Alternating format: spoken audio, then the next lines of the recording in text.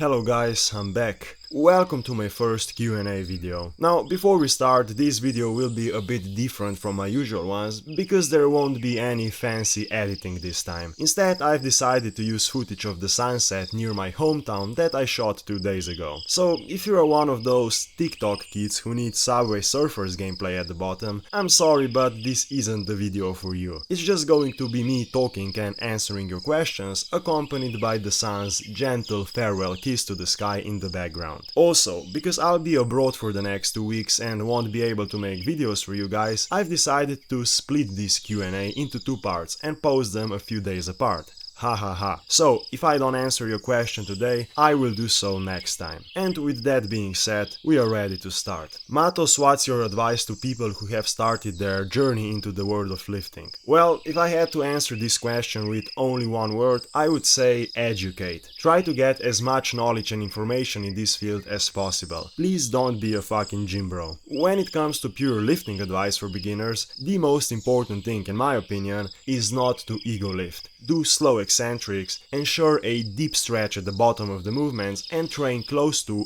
or to failure with good form. You absolutely must have a well-structured workout plan with lifting log where you track your progression, because this is the only way to progress in muscle mass and strength in the long term. And one last thing, which is pretty obvious and closely related to ego lifting, focus on yourself and don't compare yourself to other people and their lifts and progression. Have your own workout plan that fits your goals and focus on that. So yeah, I hope I answered your question, and if you're expecting some kind of workout plan or meal plan, I can't really provide that because I know nothing about you. Next question. The mistakes you did and what you learned. Well, if you're asking about the gym and lifting, my answer is my mistakes were exactly what I told you not to do in my previous answer. In my first year or so of lifting, I didn't really have a workout plan. I did tons of ego lifting, which resulted in gaining very little muscle mass. Looking back now, I consider myself very lucky because I never got seriously injured. It took me about a year to realize that just going to the gym and lifting weights won't give me the desired results. If you're asking about life in general, I would say that the 2 biggest mistakes I made were: number 1, trying to do everything alone. I had this mindset: why the fuck would I listen to anybody? I know everything, I can do everything on my own. And needless to say, that's not the right way of doing things. You will achieve much more by listening to different opinions, helping each other, and so on. You don't know everything, you're not a god, accept that. Number 2, saying yes to mentally unstable god girl when she asked me to tie me up. What?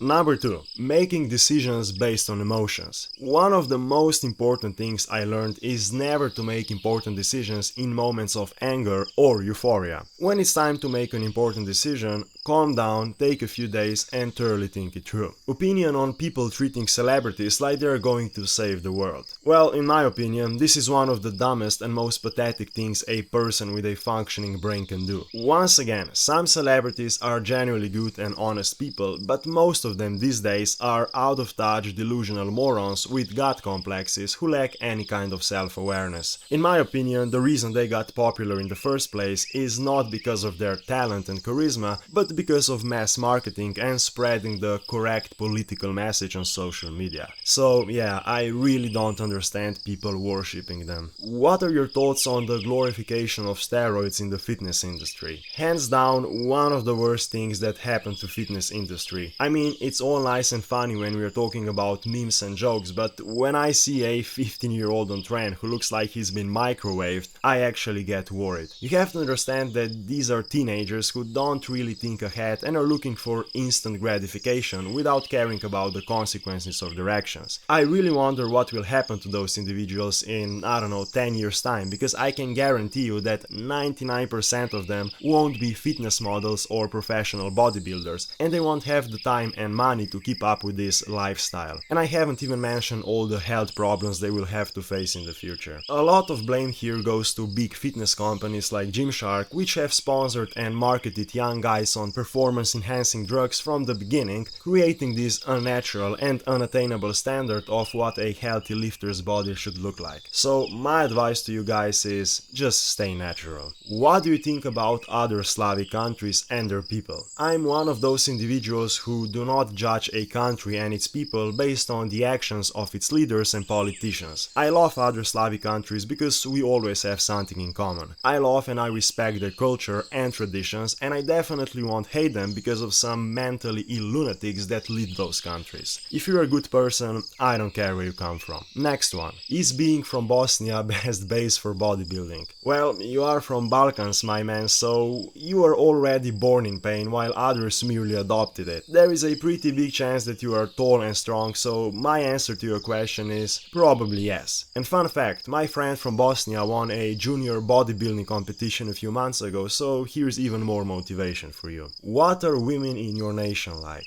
It completely depends on the type of girls you hang out with. I would say it's the same as everywhere else. We have girls who literally need an exorcism, and we also have girls who are mature and normal. I don't know many of the latter because I only date girls with daddy issues and girls who listen to techno. Oh wait, that's the same thing. Anyway, next one. What's your definition of a loser? A very interesting question. I would say that a loser is a person who has never made an effort in their life to achieve something, improve themselves and learn new things. Then they become envious and try to bring down people who have worked hard and achieved success. I really hate such people and they're the biggest losers to me. How do I get rid of a skinny fat physique? When I started my fitness journey I was 78 kilos, 180 centimeters, now I'm 66 or 67 kilos, but I still look kind of flabby. Okay, first of all I must admit that's a bit weird because you lost 11 kilograms, which is roughly 25 pounds at 180 centimeters. If you actually lost body fat, there is almost no way you still look flabby at your height. What I think happened here is that you went into severe calorie deficit or you starved yourself and also didn't eat enough protein. Consequently, along with body fat, you also lost a significant amount of muscle mass. This is a completely wrong approach to losing body fat. So here's how you do it. No matter if you're skinny fat or just fat, track and count your calories for about a week, then add them all together and divide by 7 to get the average. Let's say that's 3000 calories per day. So what do you do now? You don't do crash diets and start eating only 1200 calories,